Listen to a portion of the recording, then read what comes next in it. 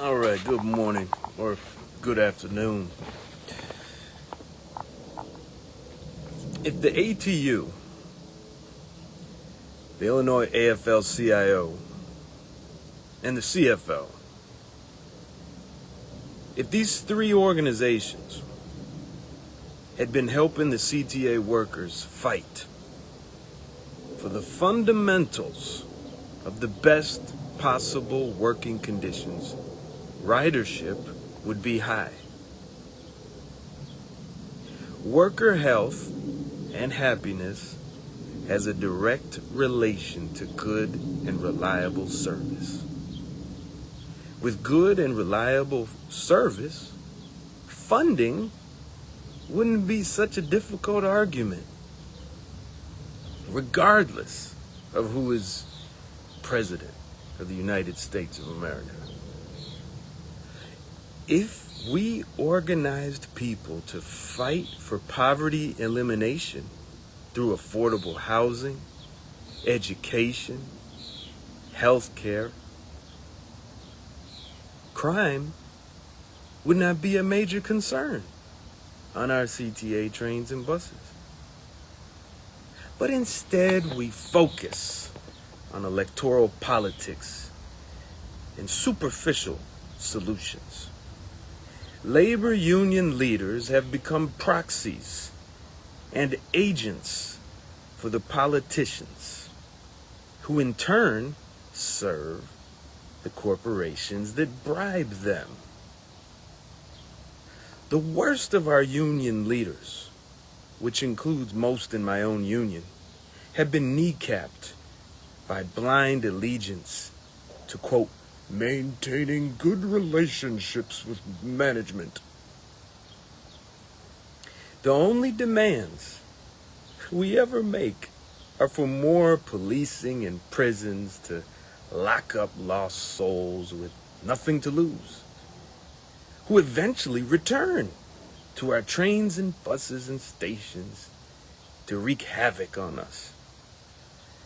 Each of us CTA workers is either one paycheck away from poverty or already enslaved by it.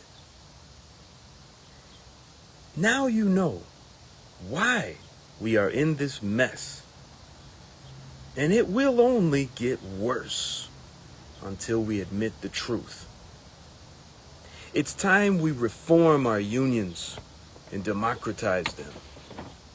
Free them from the control of the politicians and our employer. It's time that the people of the city of Chicago and the surrounding areas stop voting and hoping for some elected boss to save us. Maybe then, we can build up our organizations to take power, and we can redirect tax revenue from corporate welfare, perpetual wars, and prisons for profit, and take that money and put it into human development and investment for our needs. I am an amalgamated transit union official and a CTA employee. I know what I'm talking about. And I challenge anyone who disagrees to a live stream public debate. Bring your proof that I'm wrong. I will certainly bring mine that I'm right. Today at 4 o'clock, all of the CTA workers who are in the unions, not the managers, are invited to an emergency meeting to discuss what we're going to do next regarding this funding, lack of funding going on. And if you're a rider and you support CTA workers, you're invited too. It'll be in the link of the video.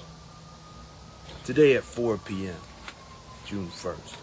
We have a question in here. What do you think about the fiscal cliff and CTA might be laying off? The fiscal cliff, as I explained a little bit, is the result of decades of concessionary bargaining and all kinds of political playground crap. It is the result of mismanagement. We have been on this cliff for decades. It was before the pandemic. You notice they all want to say, brother Webon or sister, I'm not sure, McCormick or McConnell. You see, they say, oh, pre-pandemic.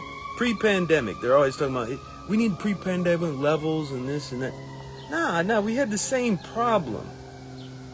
The pandemic exacerbated it, but it didn't not exist, okay? So they're getting ready to do something else. And most likely it's related to outsourcing, privatization, union busting. The management at the CTA is blatantly trying to destroy it. They've told me this. They've expressed it, and they're proud about doing it. And when I debate with them, they are doing this. I'm telling them, the way you treat the workers, you make them either afraid to work or they hate working here. You are not doing anything to make this place better. You're making it worse. And they say, well, that's just the way it's going to be, and we're going to have it like this system-wide. I'm like, okay, nice to know that that's the way you think. Will they be laying off? I am prepared. After today, it is clear we have to prepare for layoffs. The other union leadership is not telling the members this at all. They keep saying, just have hope. We're going to come back with another plan. We're gonna have something. We're gonna have this. Do you know what we're doing now to solve this? All the lobbying. That was their plan. They didn't involve the membership in developing the plan at all. Even though I, in the board meetings, would always say, why don't we let the members be a part of the solution as opposed to just deciding with these politicians or these people who nobody sees. Let the members, let the riders even be a part of the solution. But no, we're not going to do that. So now they're doing it again. And so they're going to tell us, we hope maybe there'll be a special session, maybe we'll go back, maybe we'll wait. There's no more maybe, there's no more waiting. It's time for us to say what it is that we want and to back it with action. Okay? And so at 4 p.m. today, I hope that you and others will be a part of this meeting and come up with solutions, discuss it. Maybe y'all want to do the same thing. Maybe you think begging these politicians and voting and hoping is the way you think we got to do it. We just got to do more of it. Well, if that's what you think, then that's what we do. But the members, the workers, the riders, we need to be behind the solutions to making public transportation in Chicago a world-class operation. Because right now it's a world disgrace. It's a world disgrace. So yeah, I do believe we need to be ready. So I'm preparing, and I'm telling members in Local 308 or ATU members in general, just be ready for it. Let's make sure our spare tire is inflated properly. Make sure we have the necessary tools. Make sure we have everything we need. Looking up, getting ready for other jobs, getting your resume ready. Let's just be ready.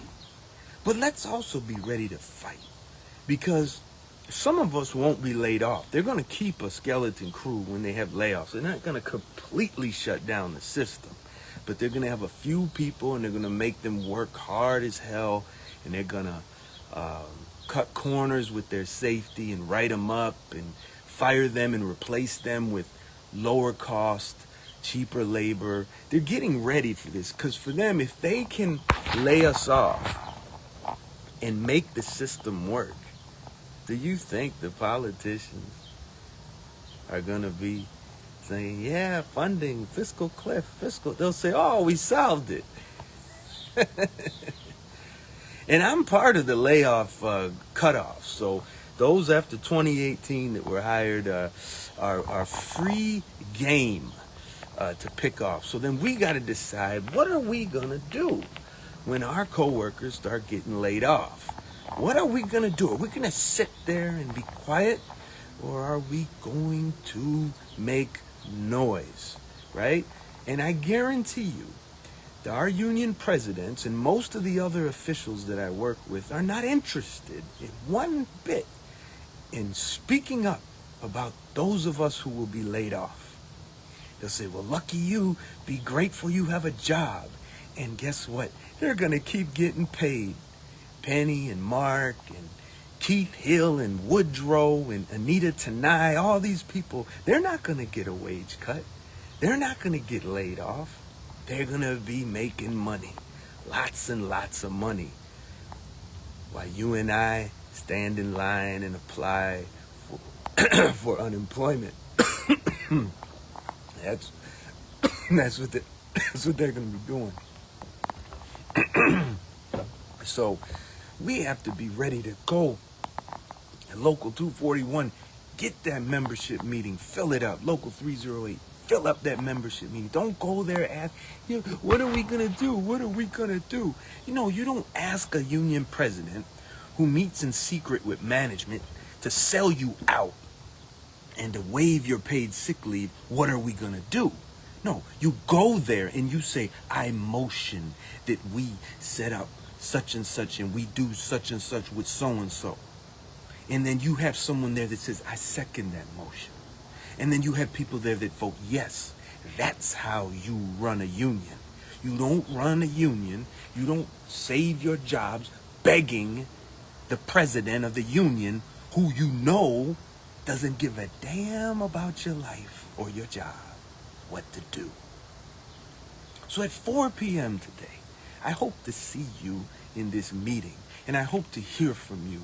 And I hope to hear a commitment from you that you're going to stand up for your job and stand up for your coworkers. And you're going to let the politicians and all these corporate bloodsucker, warmongering demons know that without us, CTA workers, PACE workers, Metro workers, there is nothing gonna happen in this city.